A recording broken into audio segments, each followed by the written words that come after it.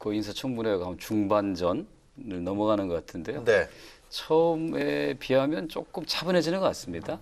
그러니까 그 검증, 그 사람에 대한 검증과 정책에 대한 검증이 비교적 균형 있게 이루어지는 것 같고, 막상 청문회를 하기 전에는 이제 언론의 관심들이 이제 그 사람에 대한 검증을 하다가 청문회 시작되니까 주요한 현안들에 대한 검증으로 좀 이루어져서 충분히 좀 판단할 수 있는 기회를 주지 않나 생각이 들어갑니다. 네. 이번에 이제 문재인 대통령이 그 방미하기 전에 저는 인상적이었던 게 전 주미 대사들을 다 모셨거든요. 맞아요. 예. 그래서 언론들한테 조언을 많이 들었고, 또 그 전에 이제 박근혜 대통령은 해외 순방할 때 이게 무슨 의상 패션쇼 하는 그런 느낌들을 줬는데, 이번에 문재인 대통령은 스토리를 갖고 갔다.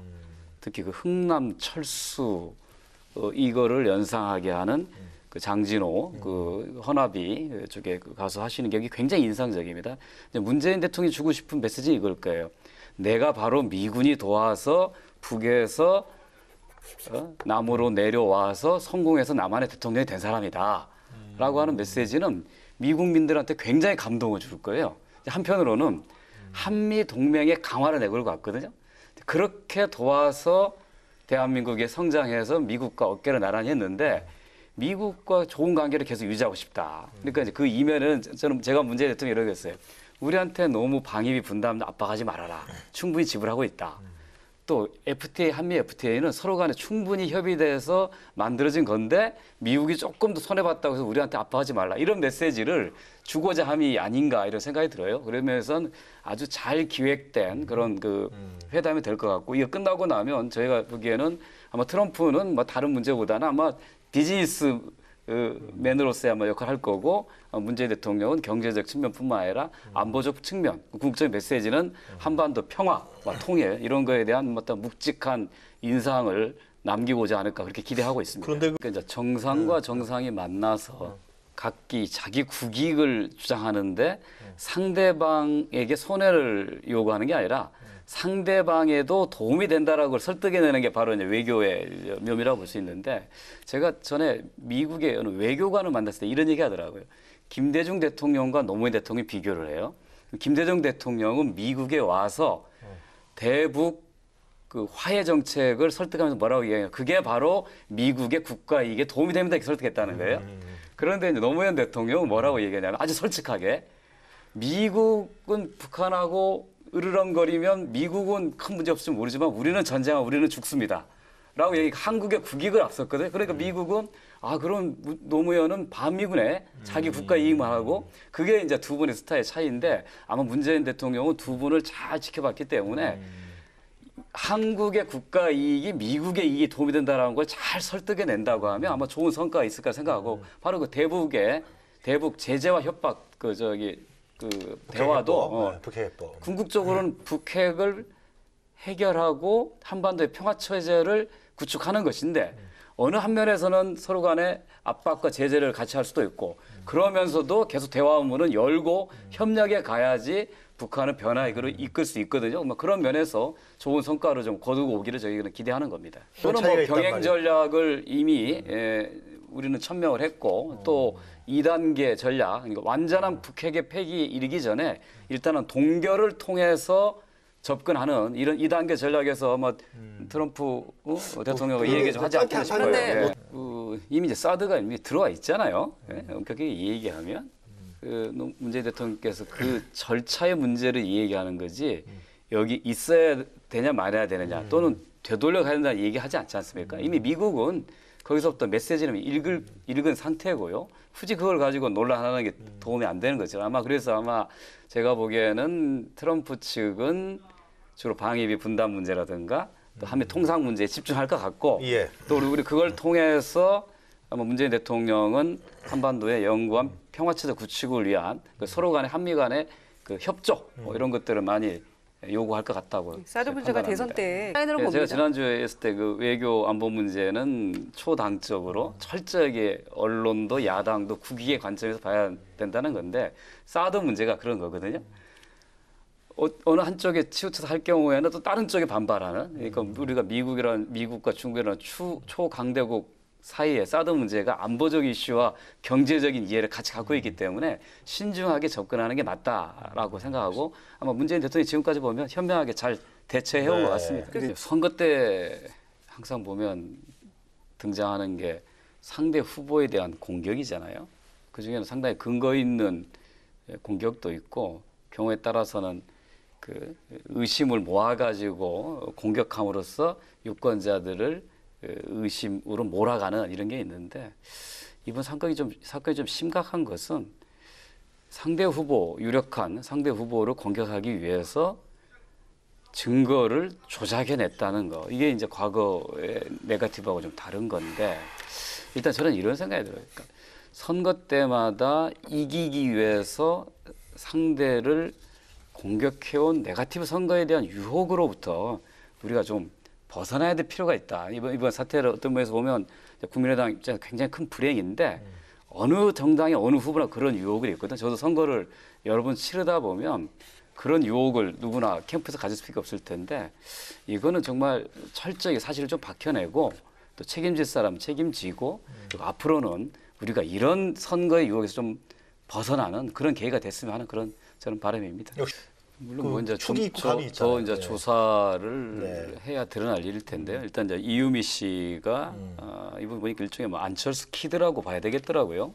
그 유명 사립대학 출신이고 카이스트에서 안철수 대표에게 수업도 듣고 또 그 영향을 받아서 정치에 입문해서 여수에서 2번이나 출마를 준비했던 것으로 보면 그랬더라고요. 안철수 대표의 영향력을 깊이 받은 분으로 보이고 또 이제 그 위에 윗선으로 얘기된 이제 이준석 최고위원, 이제 이분은 2030 희망위원회 일종의 청년위원회죠. 캠프 내에 그 활동을 같이 한 것으로 봐서는 이제 이 사건에 안철수 대표가 관여되어 있다라고 보기는 어렵지만 결국은 안철수 후보를 위해서 이제 벌어진 일이고 또 이 조작된 기자회견이 있고 난 다음에 캠프가 총동원돼 가지고 그거를 확산시켰거든요. 특히 SNS에서 이 전쟁이 벌어졌는데 그래요? 네, 저는 뭐 이렇게 네거티브 선거 때 뭐 네거티브는 잘 뭐 리트윗하거나 공유를 안 하는데 엄청나게 그걸 가지고서 저한테도 그게 왔었어요. 그래서 이게 정말 내가 보기에는 별로 근거는 없어 보이는데 총공세를 하는 걸 봐서는 국민의당이 뭔가 이걸 승부수를 거는 것 같구나라는 인상은 좀 받았습니다. 그래요? 그래서 이게 실제로 안철수 대표가 관여되어 있다고 보지는 않지만 그 캠프로서 봤을 때는 이 상황을 뒤집기 위해서 일종의 기획하거나 또는 묵인한 게 아닐까라는 그런 의심은 있다고 봅니다. 안철수 대표나 국민의당이 어떻게 이 위기를 돌파할 거냐에 그칠 게 아니고 새정치라고 하는 그 구호 자체를 되돌아볼 기회가 좀 됐으면 좋겠어요. 그러니까 저희가 안철수 대표의 새정치를 상당히 긍정적으로 평가하고 또 같이 합당을 해가지고 같이 활동을 같이 했던 입장에서 보면 새정치가 사실은 국민들의 정치에 대한 불신을 해소할 수 있는 아주 새로운 복음이었거든요. 근데 그거를 정확하게 우리 사회의 현실에 대한 분석을 바탕으로 해법을 잘 제시했으면 좋겠는데 문제의식은 충만했지만 해법을 제시하는 데 실패한 거거든요. 그러다 보니까 이제 아주 낡은 구태 방법으로 선거 캠페인을 할 수밖에 없었던 그런 게 이제 오늘날 위기라고 보는데 저는 이제 국민의당이 처음에 생길 때 이게 안철수의 대선 출마를 위한 것이냐 아니면 호남 지역의 의원들의 재선을 위한 것이냐 아니면 입지자들의 새로운 기회를 주기 위한 것이냐라고 하는 이런 의문들이 많았는데 이제 안철수 후보가 출마함으로 인해서 이미 새정치는 이미 사라진 거거든요. 이제 그렇다고 하면 정말 그 모든 과정을 통해서 뭔가 새로운 모습을 보여줬어야 되는데 그렇지 못했다라고 하는 게 이번에 국민들의 더 많은 지지를 얻지 못한 원인이 되었고 이제 또 하나는 지금 현재 있는 국민의당이 어떻게 해야 될 거냐 모습이에요.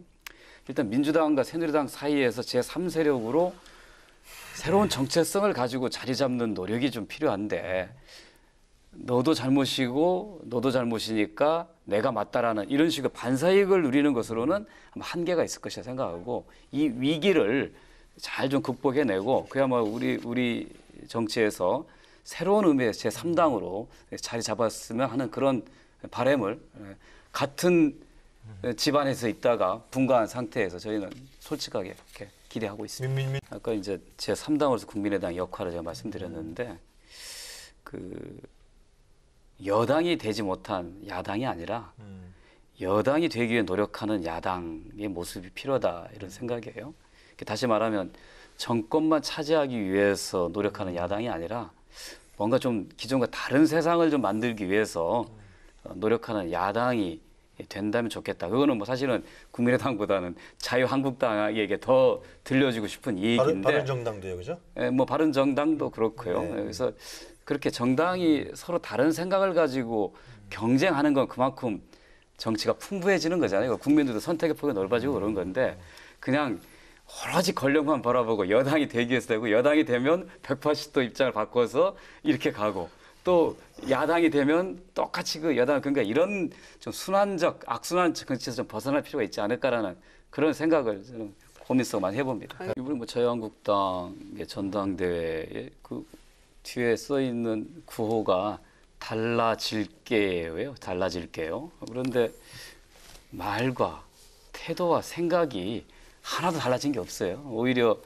그 무기가 훨씬 더 앞으로도 효과가 있을 거라고 생각하면서 나온 것 같은데 정말 보수정당, 합리적인 보수적, 또 품격 있는 보수의 모습을 보여줄 거라고 생각하지는 않아요. 그래서 그동안에 이제 한국의 보수, 저는 사실은 보수 세력으로 부르기도 어렵습니다만 한국의 집권 세력, 수십 년 동안 한국 사회를 실질적으로 끌어온 세력들이 이제 두 가지 이데올로기를 버려야 한다고 생각합니다. 하나는 반공이라는 이데올로기, 또 하나는 성장이라는 이데올로기.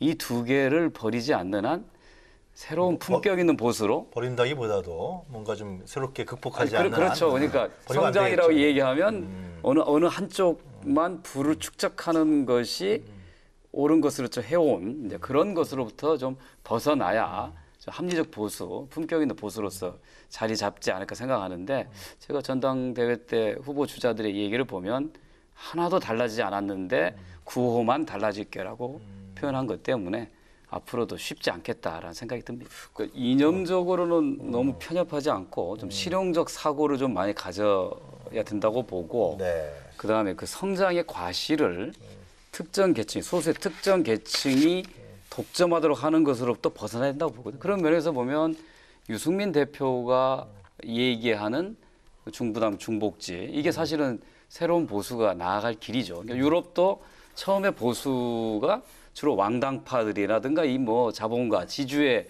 이해를 대변하고 했지만 보편 선거 제도가 되면서 좌파한테 뺏기고 난 다음에 유연하고 합리적 보수로 바뀌었거든요. 그러니까 지금 이제 문재인 정부의 그러니까 촛불 혁명으로 등장한 문재인 정부의 등장이 새로운 보수 세대가 새로운 보수의 길을 갈 수 있도록 아마 요구할 수밖에 없을 거예요.